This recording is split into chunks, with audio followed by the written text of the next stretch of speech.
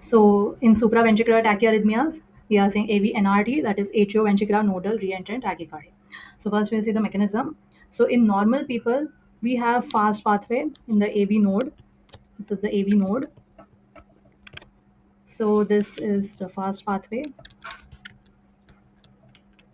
Now this fast pathway is having a long refractory period.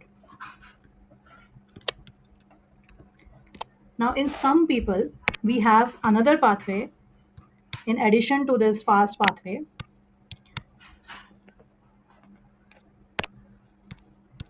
That is the slow pathway. This is the slow pathway,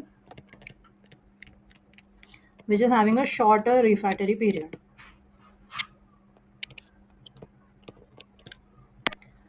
Now, normally, when a normal impulse comes, it will go through the fast pathway to the ventricles. Now, when the impulse comes to the slow pathway, it is blocked here because it will take a lot of time to come till this point, and by the time it reaches this point, this fast pathway goes in the refractory period. So that is why this any impulse which comes to the slow pathway is blocked. Okay, so here it is blocked. So the impulse which is coming through the slow pathway, when it reaches this point, it is the fast pathway is in the refractory period, so this impulse is blocked. So in normal situation, everything is okay. Now the problem happens when the patient has a premature atrial contraction. So this is the fast pathway.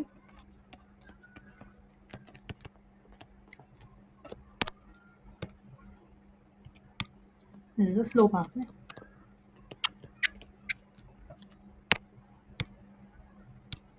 Now we have a premature atrial contraction. Premature atrial contraction. So when a PAC occurs, the fast pathway is in the refractory period. Okay, so refractory period is the interval between two normal impulses.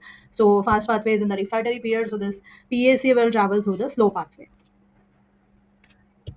Now by the time this PAC reaches this point, the fast pathway opens up. Now it is no longer in the refractory period.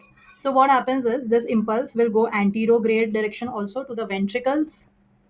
That is the bundle of His Purkinje, as well as it will go in the retrograde direction through the fast pathway to the atria.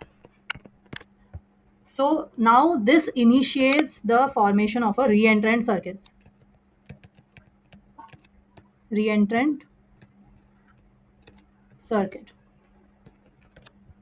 So when it goes back to the atria, again it will enter this slow pathway. Again it will go anterograde to the ventricles. Again it will go retrograde to the atria, and this keeps on happening. So this is the reentry tachycardia. Now this retrograde transmission to atria and this anterograde transmission to ventricles happens simultaneously.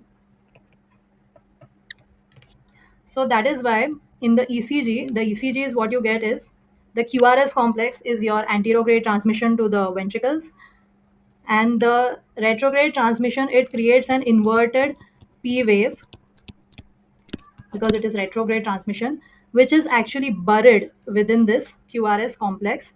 So it is invisible. This is a typical AV NRT. There are some atypical AV NRTs also where the P wave occurs after QRS. This one is it. In a typical AV NRT, the anterograde transmission is through the slow pathway, which has a shorter refractory period, and the retrograde transmission is through the fast pathway, which is having a longer refractory period. And the P wave is inverted and it is buried under the QRS complex.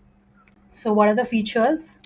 So, the rate is around 120 to 180 beats per minute. It is a tachycardia. Second is the RR intervals are regular. P waves are buried within QRS complexes.